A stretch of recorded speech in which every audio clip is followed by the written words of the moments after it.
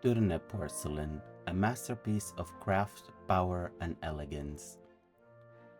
In the quiet Belgian city of Tournai, once nestled at the frontier of empires, a miracle of fire and fineness was born. A manufactory that would rise almost from nothing to challenge the finest ateliers of France, Saxony, and England, not by coincidence but by ambition, not by inheritance but by ingenuity. This is the story of Tournai Porcelain Manufactory.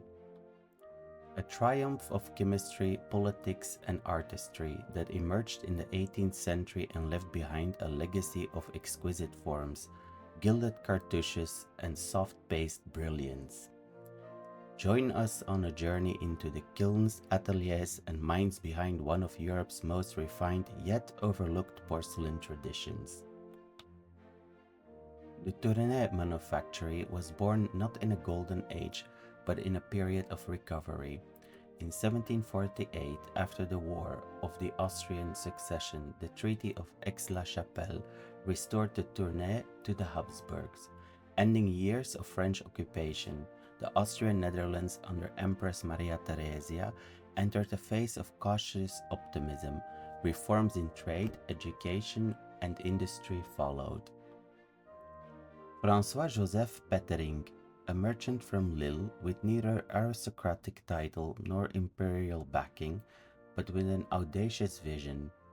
In 1751, he founded the Tournai manufactory not in the capital, but in this quiet town along the Scheldt River. He had no kaolin, no ancient tradition of porcelain, but he had knowledge, ambition, and support. Maria Theresia granted him a monopoly on fine porcelain production in the Austrian Netherlands, and the title Manufacture Impériale et Royale. Political will was essential to Peterinck's success. The Austrian court sought to compete with France in luxury art and porcelain. An aristocratic obsession was a prime arena. Count Cobenzl, an enlightened minister and patron of the arts, supported the factory as a part of a broader effort to modernize the region's economy. Peterinck received tax exemptions, favorable import laws for materials, and loans from the city and state. In 1753, he was granted the exclusive right to produce porcelain across the entire Habsburg-controlled Low Countries. But state support was only the beginning. The true test lay in the kilns. Unlike Meissen, Tournai had no local kaolin deposits, no access to the precious white clay essential to hard-paste porcelain. Instead, Peterinck turned to soft-paste porcelain. Following the French model, it was more delicate, more difficult to fire, but luminous and resonant, a material made for elegance. The clay was washed, aged for 6 months, then mixed, kneaded, and pressed into molds. Hollow forms, like terrines or sugar balls, were shaped using a unique technique of pressing the paste against the plaster molds. Every step from drying to firing demanded absolute control.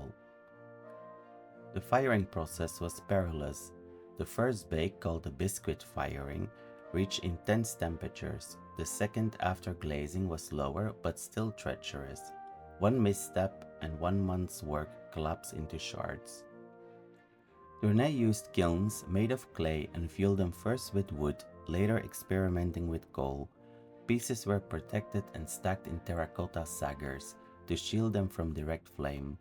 Decorations added another layer of complexity. Colors had to withstand different temperatures. Each pigment required its own firing.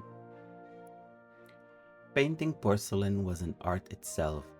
Tournai artisans used powdered metal oxides mixed with water to apply floral motifs, birds, and landscapes. The most delicate designs, like purple made from gold oxide or blues from cobalt, were applied with a brush, fired again, and sealed beneath the glaze. Gold was handled with reverence, often made from pulverized ducats mixed with acid and salt. The gold was painted on last and burnished with an agate to bring out a deep luster. These techniques were borrowed and perfected and made Tournai's own. Tournai did not invent porcelain art, it absorbed and refined it. From France came the soft paste formula and the early artistic direction. Peterinck hired French artisans, including Robert and Gilles Dubois from Vincennes. They brought the know-how and the guarded secrets of French production. From Saxony came Meissen's influence, molded reliefs, floral motifs, and Baroque forms. Though Tournai lacked hard paste, it borrowed Meissen's sculptural darings. And from England, notably Chelsea, came fantastic birds, cobalt blue backgrounds, and a playful pastoral scenes. Tournai mirrored these with elegance, never imitation. By the 1770s, Tournai had become a recognized name in European porcelain. Its pieces were sold in France, the Dutch Republic, Germany, even as far as Russia. And yet, its legacy is quite overshadowed by the better-known names of Sèvres and Meissen. But those who know, the softness of its space, the clarity of its painting, the grace of its proportions, these mark Tournai as a silent master of the 18th century. In Tournai, fire became form, powdered stone became poetry. Its porcelain was more than tableware, it was diplomacy, luxury, and innovation combined. Today it reminds us that the most refined voices are not always the loudest. Sometimes they are painted in cobalt, fired in silence, and gilded with restraint. Even the finest porcelain cannot escape the turning wheel of time. As the 19th century dawned, Europe changed. The Industrial Revolution favored speed over quality. Mass production replaced meticulous craft.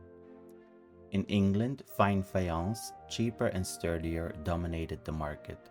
Kaolin deposits were discovered across Europe, making hard-paste porcelain easier to produce than ever before.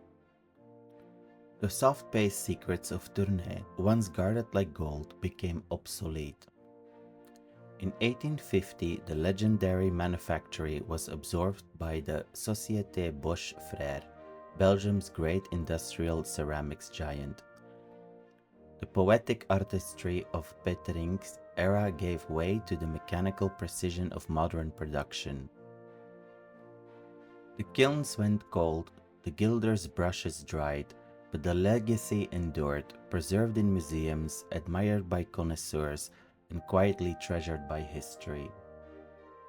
What began as an imperial dream, shaped in fire and pigment, now sleeps in glass cabinets and gilded frames. Yet even in silence, Tournai porcelain speaks of elegance, ambition, and the timeless beauty of a well-crafted idea. If you've enjoyed this journey into the artistry of Tournai porcelain, consider supporting this channel by subscribing, liking, and sharing this video. Your support helps keep timeless stories alive and bring elegance back into the spotlight. Thank you for watching, and until next time, stay curious and stay refined.